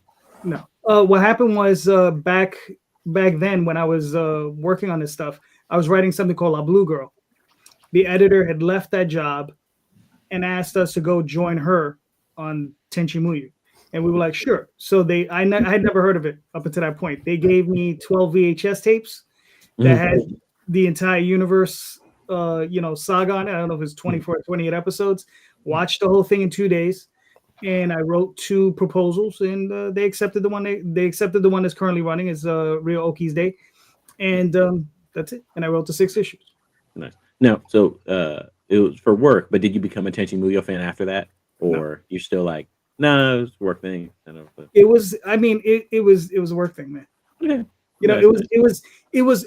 Don't get me wrong when I say that. I really enjoyed doing it. You understand? But it was one of those things where it's like I never really saw it again. And one of the things that I found funny is that they keep saying that version of Tenchi Muyo Universe is one of the favorite versions of it. Right. So, you know, I just happen to luck out that that's the version that they gave me to work for. You know. Okay, perfect. I was going to ask you some deep cut Tenchi Muyo questions, but that's fine. Well, from Universe, I might be able to answer. But if it's going to be a super backer here. Yeah. Is it from Universe or is it for one of the other portions of the? No. I watched Tenchi Muyo very early in my anime obsession, so I actually don't remember a lot of it. So I'd have to go back and do research before I. Okay. Like I said, if it was Universe, I might be able to answer it. If it's from one of the other things, like the movies and stuff, I haven't watched any of it. And the newer stuff. I haven't seen the movies either. It was on my TV when I got home from elementary school, and I remember being like, "Oh man, this guy's got a lightsaber. This is cool." You know what, man? Don't talk to me no more. You say you're old. Put that shit up. It's like just remind me how old I am. Damn it! Right, let's all talk about how old we were when Tenchi Muyo. No, I know. It's hilarious. But yeah, that's where I'm at. Look, so I'm gonna ask the next question. All right, it's a very simple one. Who's inspiring you today? Whose work are you reading that inspires you today? All right, very easy question. And we're gonna start with Ray because he spent an entire damn hour not being here, so he's in the hot seat. I'm in the hot seat. Okay. Are you talking writers, art, what in specific? However anything? Anything. Well, because I'm currently in the promotion phase, there's lots of people I see all over. So I'll talk about the promotion part of comics, and I'll leave the rest to everybody else. So Fish Lee and Greg Mockwin promoting Night Watch. It's been going on in tandem, or I guess parallel is a better word, to just run at the same time as mine. I see them all over my feed, all the time. There's many other names out there. Carissa Grant, Lori Calcaterra for sure. There's just many names. You sit there. Sometimes I don't doom scroll a lot, but on my news feed, if you go down a couple of swipes, you'll see, like, once in a while I see the same thing come up, and it's like these people are putting their work in. So whenever I see any of these individuals yet again, it's like, wow, good for you guys. It's always nice and motivating to see somebody else getting their grind on because they're trying to promote their product. So that will be my pick for now. All right, fair enough. Let's go with Eli. Who's inspiring you, sir? Yeah, it's interesting. I said I work with a lot of indie comic creators, so there's just a general inspiration from seeing people out there hustling. But for some reason on my mind, one of my creators is doing like pre-orders for their book. Her name is Red, who does a webcomic called Aurora. But I know a little bit about her, and she has a lot of trouble. Like she doesn't promote her own stuff a lot. I guess she wants the kind of art to speak for itself. So because she's doing that, kind of getting out there, getting out of her comfort zone, that's my current inspiration. Trying to remind me that there is, although it is a lot of fun in games, it isn't all fun and games. Sometimes you got to put on other hats and kind of get out there and do some other stuff. And if you really believe in your product and you have people in your corner, they can help to bring more out of you than you even thought you could yourself. So yeah, that's a good lesson that I'm, picking up on currently from. That's a Red, who's has a webcomic Aurora that I like. All right, cool.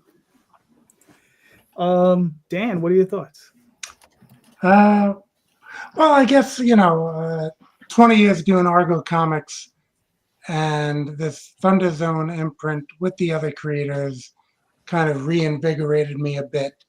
So, I mean, a lot of those other creators that I'm now interacting with, publishing their books, brainstorming with, we have a book, Thunder Guard, which is kind of like a crossover type team. So, there gets to be that brainstorming and bringing in elements from each creator's characters. I don't want to just like generically use their powers. I want it to kind of be relevant to the particular character that's involved in the book. So that has been like a creative boost, and I mean, not an inspiration from the current crop, but an inspiration from the past with that Nature Man book, with the creators of these golden age public domain characters. You kind of said what makes me pick some of them. I mean, Superman being my favorite, like big two commercial character. This Nature Boy, who I have as Nature Man now, was created by Jerry Siegel and John Buscema. So, that inspiration of Siegel and Schuster with my favorite, corporate character of Superman gives me that inspiration of someone inspiring me in the form of Jerry Siegel and reading all those past Nature Boy stories, which there was about 5 of them, and then being inspired by that. So, and as far as other creators that are out there, I have been doing like this indie monster haul. I guess the monster part is because I end up picking up a lot of books each month. So I hold up the stack of books at the beginning of it, my own like Argo Comics YouTube channel, and then I go through what I bought and my reasoning behind it. And, a lot of indie publishing friends who I don't want to single out any of them because then I'll, forget someone. It's just great seeing their books, and Fish's work has been on that show because he's doing work for some of my publishing friends. So yeah, I mean, it's great to see great indie books that are out there. I get to show which ones, particularly speak to me, and I guess I have a fondness for the superhero genre. But yeah, I mean, the other creators who are out there doing fantastic work. I'm sure other people on this panel, some of whom I've read, doing fantastic work. So there's inspiration all around. All right, cool. Mr. Lee or Fish? Well, I mean, they both work. Man, everybody that really inspires me are all indie cats and people that are doing it themselves, because that's what I read. That's like 100% of the comics that I read. And a lot of, like, from new guys that are just getting started, like Esteban at Ultra Comics and T.S. Luther with Hellion and Bash and Tokyo Fire and stuff. Like, I was just reading a script from him the other day, and I was like laughing out loud and about to tear up, and I was like yelling out the sound effects. And this was the script. Like, this isn't even like pictures and stuff. Like, and that's awesome. I love anything that gets me excited and gets my imagination going. Like freaking Kenny Aiken with Apex Cybernetic Samurai Al is one of my all-time favorite indie books. I get so excited when the new issue's coming out.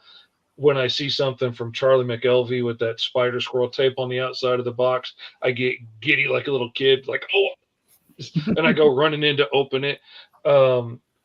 And they've been inspiring me to up my game and make stuff cooler and better and try and make a cooler experience, because I want people to get excited when they see my stuff. Like, I want my book to stand out in that stack of Gemini mailers that we get, and like I want somebody to say, oh, I know what that one is. I want to open that one first. And like people that have been mentioned, like Lori Calcaterra is always doing awesome, cool stuff. Freaking Ray just turned me on Friday to the idea of those blankets, and I have not been able to quit obsessing over that idea since. Thank you very much. And they don't come out to the same size as the poster that I want to do of the same image, and it's driving me up the wall. I just want to say I'm within reach of like 5 blankets right now here in Canada. Just blankets all the time because it's so cold. Oh, my wife. It makes sense. I would have thought of a blanket everywhere. So it was a brilliant idea when you told me about that, and I can't quit thinking about it. All right, cool. Mr. Hutchison. So this will be weird and sound oddly egocentric, but nobody is really inspiring me at this point. But it's not so much that I'm not inspired by people as it's more I am aware, I am watching, and there are people that I'm really proud of what they're doing. So it's sort of the flip side of the inspiration coin. I love that I am seeing people that I've known for many years or that I've only known for a handful of years that are really taking a run at what they want to do with their comics. There's so many people that come out, make one issue and disappear. And those that are in issue 2, issue 3, issue 4, still early in their career, but they're at it and they're making it happen, and they're seeing the change. They're seeing the growth within themselves. Like, I got to give credit to the Canadian on the panel. He's doing the thing, and he's seeing the growth from his efforts. It's fantastic. I got to give him the props. Thank you. You hear that? We should mark this down. He gave me a compliment. I'll never hear it again. Never hear it again. Never hear it again, and I will deny it. Deny it. It's a deep fake. Don't download anything with either one of you ever again. Download the video as soon as it's done. That's right. Done. So thank you, Tom. That's very nice. That was has been a writer for a long time and has now gone deep dive into his own stuff is Pat Shand. With his multiple companies that he does, he does some of the NSFW stuff, but he also does just like comic books. But he's in both markets. He's found his way.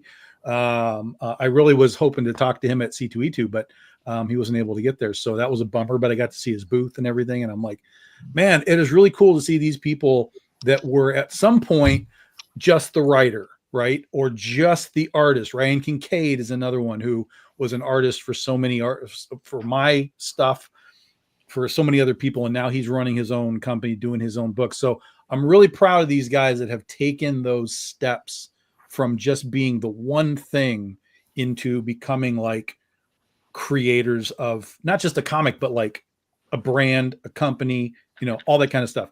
And that goes to anybody that I even don't know. I'm going to tell you right now, if you're on issue 2, you're already ahead of so many people that have just bugged out after one issue. If you're on issue 3, again, you are just percentage points above the people that have done 1 and 2 issues. So don't ever look at it as like you're going too slow, that it's not happening the way it should.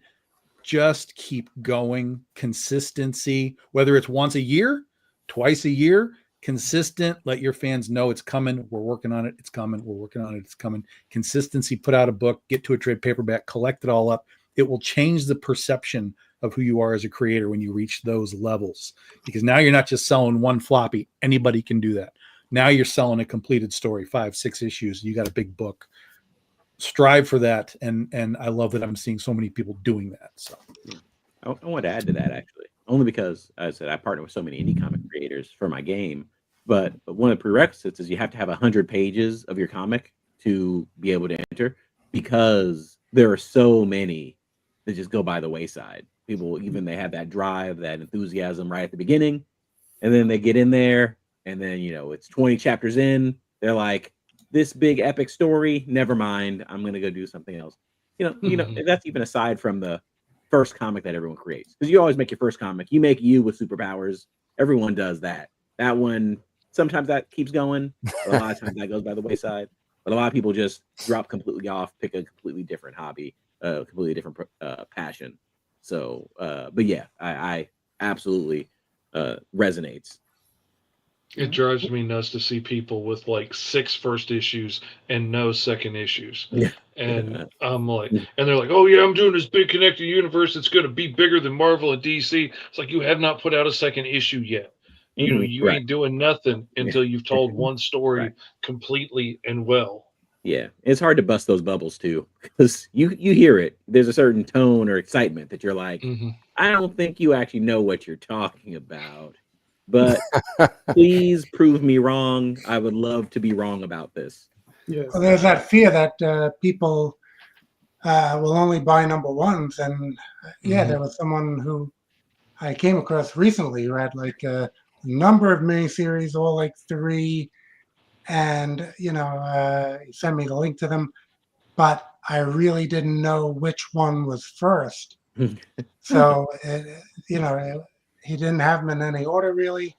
But everyone just wants to, and I think as creators, we always think, oh, I can improve it, so I'm going to like redo that issue 1. Don't even start on that trap. You know, that is a trap. Watch out for that. Keep doing that. Yeah. And I mean, with myself, Argo 5, I just put out issue 46.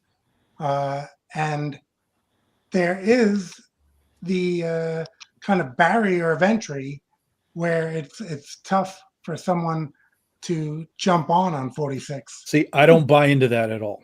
I don't buy into that at all. Okay. Because assuming, of course, that you have the previous issues available in some capacity, trade paperbacks or something. Sure. Okay, good.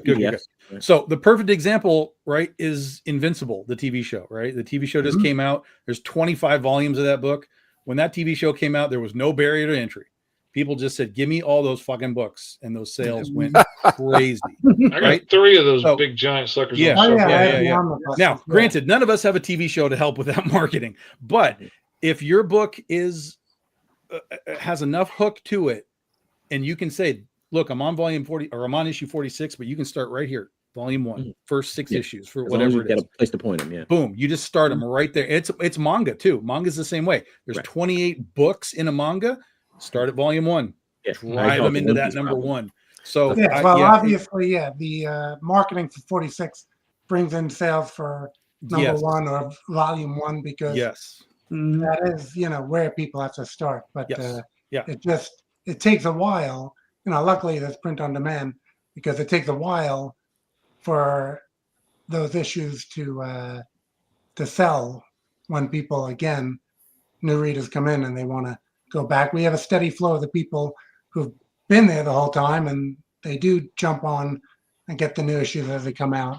But yeah, there is that. I've been just trying to get to trades as much as I can on Kickstarter. That to me is more valuable than what Fish was talking about with the number ones. Like, people only want number ones, right? Like, that's where everything gets confusing. Like, where's volume 1? Where do I start? How many X-Men number ones are there now? How the fuck do you read the X-Men right now? It's impossible if you were to go back and try and figure out how do you read the X-Men in any sort of chronological order. You need a website that has it all laid out for you. If you have a long form story and you're on issue more confusing 50, than the Clone Wars, as long as you've got volume 1, 2, 3, and people can get it, that's going to be a much more valuable thing than anything else. Now, here's the other thing I'll tell you. If you're making multiple volumes, like let's say 1 through 5, 1 through 5, 1 through 5, just put volume 1 on the cover, volume 2, volume 3, like just put a number on it so people know your reading order. And even if it's a self-contained story, you're still going to have a chronological order. So just put volume 1, volume 2, volume 3, volume 4. That way people can easily just grab a book and just run through it and be like, oh, this is what I need. 1, 2, 3, 4, 5. We're in, we're done. Yeah, you're talking about those series that don't have any particular order. Yeah, like it's just X book, here's this, but then there's like 5 of them and you don't know what the reading order is. I totally understand that, Tom, but Mike Mignola and Hellboy, like, it's contrary to that, right? There's no volume 1, volume 2. It's yes, there is Hellboy subtitle. Yeah, but there's volumes on those things. Eventually, when he puts them on the hardcovers, sure. Okay. Yeah, I think you're right in that it was sort of a let's go back and do this, but there are volumes now. I know there's volumes. All right. Well, yeah, because I've got about 4 or 5. And it was. I think it was a hindsight thing. They were like, "Oh shit, we got a lot of this. Let's tighten it up." Okay. Occasionally, you can web search and you'll see reading order of whatever series. Yeah, but from a reader standpoint, if they're walking into the bookstore, they want to see where they start. 1, 2, 3, 4. That's manga. This is what we keep talking about with manga all the time. Where's the manga? 1 through 28. It's right there. So just put numbers on it, and you will save everybody a lot of headache. True. Jay, so who inspires you, sir? Oh, I think whatchamacallit, Charlie Stickney really has it dialed in. He's got he does really good community outreach, and it pays dividends on his launches. He's doing the work. He's somebody to look at, pay attention to, break down, and see what you can apply to what you're doing. All right, cool. I feel a little out. The person that I'm reading currently has nothing to do with indie and is the furthest thing from indie anything. It's Stephen King. Right? Because I've only read the book I'm currently reading is the second Stephen King book I've ever read. The first one was his book on how to write, and this is his first actual novel that I've ever read, and it's called Fairy Tale. And in reading it, I now understand why he is as popular as he is. His prose are as easy to read as prose as I've ever read, because I'm used to reading stuff like Asimov and Frank Herbert and Harlan Ellison. And I was reading a book recently by Greg Bear, and those classic types of books, if you don't have a dictionary sitting next to you, you might get a little lost in the weeds because you're just not going to understand what they're saying half the time, right? This book, you just breeze right through it. None of that. There's maybe one word in like 100 pages, if not 300 pages, that you might not understand. It's just really easy to read, very easy to understand. And it's very clear. He gives you a very concise picture of what's going on in his world. And I give him a lot of kudos for that. But I now understand. And now a lot of people that I spoke to, my friend who has read tons of Stephen King, and he's like, yeah, he says, but he has a lot of tropes that he always runs over, and he goes over them over and over again. This is my first book, so I don't have that problem. Right? So I don't know what any of his tropes are. I'm like, nah. I was like, I'm sure he has, but and he says he does things over and over again, and I'm like, okay, but it's not happening here. So, Well, How many it's a hit book TV about- shows do the same thing over and over again? Yeah. Right. But you know, it's so far I've enjoyed the book. And like I said, there's something to be said for clarity, you know, because that's the one thing that I see is a lot of clarity in the writing, you know, and that's, you know, sometimes you go one way, sometimes you go the other. Sometimes you do want to go. Sometimes you do want to get a little in the weeds or get a little in the dark, you know, as far as what's going on, you know. But sometimes clarity there is something to be said for it. You know, it's kind of like the differences. I don't know. If you're looking at artistic styles, maybe something like John Byrne and like, I don't know, somebody like drawing a blank on his name. Well, not Crumb, because Crumb stuff is very clear. But you know, but there are other art styles out there that are just so insane you got to look at them really hard, you know. But you know, someone like John Byrne is very clear as to what he's doing, what he's trying to accomplish, you know. So anyway, Jay, you got a question? Another one? Holy shit! Yeah, I got one. If you had to start over again from the beginning with your comic creator journey, what's the first thing you would do? Who's going first? I think that was Eli. First thing I would do, Sienkiewicz. I would not fall into the two traps we just talked about. I would not go back and redo my very first comic like 4 times. I was really fast in my younger years. I got 300 pages into my first comic, had a better idea. I'm going to restart it, and then got 300 pages in again. I was, you know what? Now that I'm here, I'm gonna go back and redo it. So there was a lot of comic pages I could have been much further in my story if I would learn that. I would also I don't know. I was gonna say use teamwork, have someone to help me with some of this stuff. I didn't need to take it all on my own. But then again, I was much more precious back then. I'm not sure I would have let anyone else touch my pages at that time without freaking out. But I do think I would have been less precious about things and moved on with the process in a more timely fashion, I think. Also showing it to more people. Don't be so close to chest. Not, you know, showed it to my mom, but, you know, I'm not going to go to show it to any of my classmates or any of my, you know, anybody else around me. So I would have been out there getting feedback, trying to tell a better story and focusing more on that if I could do it all over again. All right, cool. Dan, what are your thoughts? Going back to the beginning, what I would do, I'd probably go to that printer I used 20 years ago, Dreamweaver Press, and then I would double my order because I ran out of those. Right. And now I see people selling those on eBay for a good amount. When I switched over to Kablam, I didn't reprint that book, my initial books. So, but yeah, in seriousness, I don't think that I really have anything I would have. I mean, I drew my first comic, not that one. My first, I guess that was a pinup book. So then afterwards, serialized sequential comics where I went into Argo 5. I drew and inked that. And perhaps, you know, I guess I would maybe, because I didn't start out with an artist, maybe I would go back and collaborate with an artist. But with that issue being the introduction to the series, I did kind of edit that by creating an issue 0 and promoting that as the jumping on point for people. So that was kind of me going back in time to correct my own drawing of issue 1. But some people do give me good feedback and they like it. They like the art. So, but we, as creators, we all know, you look back and you're like, oh, you know, I don't like that. But, you know, overall, yeah, and some lettering that I probably, again, right at the beginning, learning on the go,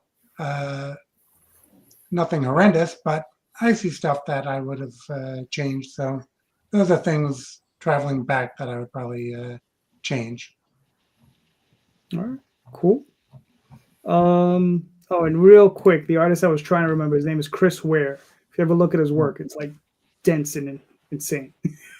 But Mr. Fish, where you at? As a time travel enthusiast, like part of me would like to go back to my 20s and say, leave your ex and chase down comics and don't be so nasty with the stuff you're drawing. But then I wouldn't have my kids. So I can't do that. But if I could go back 6 years ago when I launched my first book on Kickstarter and first stepped out into doing my own comics, I would say, get your head out of your butt and do Alice. Do the story that you've been working on all this time. Don't try and do other stuff first to lay the groundwork and see if people will buy it before you launch your book. Do that. I could be, and that's the thing. That's the one thing that I try and tell people now. Like, I did all these different story ideas that I had. And we all have lots of ideas. I did like 5 different stories that I like. And then when a friend of mine was like, which one do you really want to be telling? I'm like, well, it's this one. He's like, well, why aren't you doing that? And I was like, that's a good question. I could be 16 issues into this now instead of 16 issues into 5 different books. Or if I had just started working on my own stuff, I could be 100-something issues into this instead of 114 issues into everybody else's books. So it would have been start on your own stuff and do it. People will dig it, and just do it. All right, cool. Ray, what are your thoughts? Well, if you went, Ray just started 3 weeks ago. So that's he is right. at the beginning. And that's Canadian for roughly a year ago. So, Okay. so anyways, It's Canadian metrics. yes, Time runs differently. Patrick math. Just It's to add a Thursday little, in Canada right now. that was tomorrow. So, just to add to what Mr. Fish was saying, if you did not, if you focused on just your dream one, I would have never read Ka the Cro-Magnon, and I love that comic. So there's been some pros there as well. Oh man, it's great.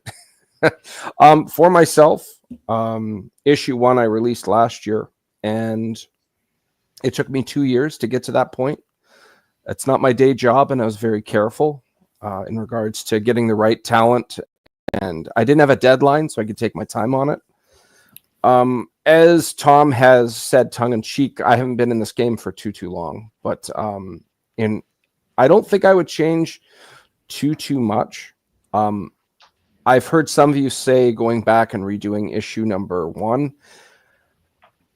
When I was barely double digit in age in the mid 90s, I heard some of you making fun of age and stuff earlier, but putting that aside, McFarlane was all the rage, and everybody's looking for that Amazing Spider-Man number 300 that had a couple years on at that point, high value. And I was always looking at Marvel's reprints. I looked at like first appearance of Scorpion and Amazing Spider-Man 19, and I would look at that art, and then I would look at McFarlane art as I went through either issues of Spawn or Wizard Magazine. Always showed great teaser images of get ready for this next issue. If you go to like Amazing Spider-Man 19 and you see J. Jonah convince him to try this experiment out, he gets all these superpowers, and you see him crush that concrete with his bare hands. He's got pincers for hands. I believe that's how they phrase it. It's the art is not McFarlane. In fact, in a lot of ways, there's a lot of flaws to it. And when I look at it, I don't think it's terrible. I think, wow, it's come a long way.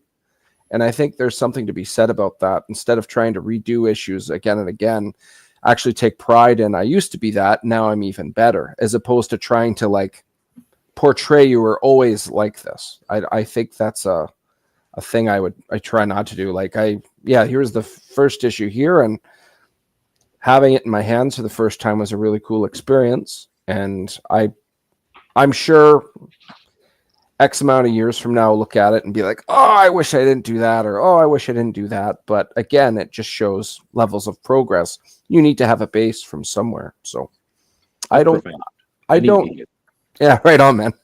But you look at Amazing Spider-Man Amazing Fantasy 15. I believe Steve Ditko drew that one as well, First Appearance of Spider-Man. You see him hunt down Uncle Ben's killer. You look at the art. I mean, if Spider-Man didn't exist and that dropped right now, nobody would give it a second glance, but it was so revolutionary at the time. It's all relative. Like we talked about MMA a little bit in Night Watch. Well, the guy who was revolutionary when that started was Hoist Gracie, and the game passed him. Like, he wasn't revolutionary by the time he retired. He was subpar in a lot of ways. But at the time, it was a statement. It's all about just making statements and the time that it's involved in and growing from there. And that's awesome. I like that kind of stuff. All right, cool. Tom, what do you think? So I redid my first issue, and I'm proud of it. That's fine. God damn it. Not a complete. We didn't do a complete redo, but in our 10-year anniversary for the book, I did a really nice needed pass over. Well, that's an anniversary issue. That's respectful. We relettered the whole thing, and I cleaned it up. And this brings me back to the question: is what I would have if I started over? Is I'd have an editor, not so much a content editor, but just hey, this grammar sucks editor. And let me help you fix these problems.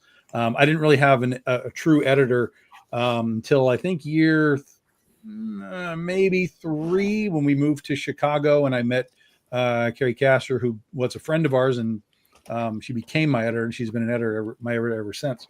But yeah, when I went back to go look at that first volume of Penny for Your Soul, we were going to do a hardcover of it. I was like, I could probably clean this up a little bit. Let me see what's going on in here. And I read that thing like, how am I in business? Like, how is this my first issue ever? And people were like, cool. I was cringing myself. So, thank you for everybody who clearly liked the concept and was happy to just be like, well, we won't worry about those weird grammatical issues. And we got them cleaned up for you. Cool. Mr. J, what are your thoughts? I'm sorry. It's your question. Yeah. All right. This is my fault. Yeah, I know. I keep forgetting.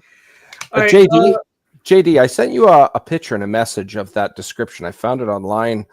It shows like Scorpion crushing that block, and it's asymmetrical. It doesn't look quite right, but it's like a high valued comic. I respect it for what it is, as opposed to like, you could redo it again and again and again and stuff. It makes sense, like you were saying, Tom, anniversary issue or 10 years, like that makes sense. I just don't want to get stuck in like the George Lucas of movies kind of thing. Yeah. That perfection is the enemy of progress, where just redoing and redoing, you got to move on. You got to sometimes just, again, remastering, that's one thing. But yeah, there it is there. Redoing the whole thing, that's you'll always be on that 15th draft. Yeah, I mean, one of the things that I think it was from Dave Sim. It says, fix it in the next issue. Well, that's a good way of putting it. I like that. Fix it in the next issue. I wish I heard that. Because unlike you guys, I redid my first 3 issues. All right, I turned them in. I went from 12-page ash cans to 24-page full comics. Yeah. That's expanding. That makes sense. Yeah, I mean, I don't know. I guess if I could go back. So what was the question? Was it if I could go back in time and change something? Yeah, I know. At the beginning. What would you do if you ground zero and getting started? What would you do different? Yeah. Well, if it was back then, probably, and if I knew then what I know now, probably take advantage of situations and contacts that I never took advantage of. Because I've met some people that I just never took advantage of those contacts. Huh? You still could. I don't really like leaning on that. Okay. All right. As for me, yes, for you. We're going back to the beginning. Hire a fucking driver. Good night, everybody. Hire a driver. Hire a fucking driver. Take me to the goddamn fucking convention. Yeah, it's funny. I got a second thing too. at the beginning of this show, new co-host. Anyway, so let's start with Running out of Galactus points, Jay. Great callback, Gray. Fucking love that one. He never had any. I got that. Yeah. Yeah, I had Galactus points. All right. If you say so. Ray, where can they find you and your work, sir? You can find me on Facebook as DM Ray. DM is short for Dungeon Master. You can find a Facebook page for the Madcaps. You can find issue 2 currently on Kickstarter. We are doing very well the last 4 days. Want to ramp that up and finish off strong. You can find me on Instagram and what I like to call Twixter as Raymond the DM. DM Ray was taken, but Raymond the DM will suffice. Those are all my critical ones. All right, cool. Eli, where can they find you and your work, sir?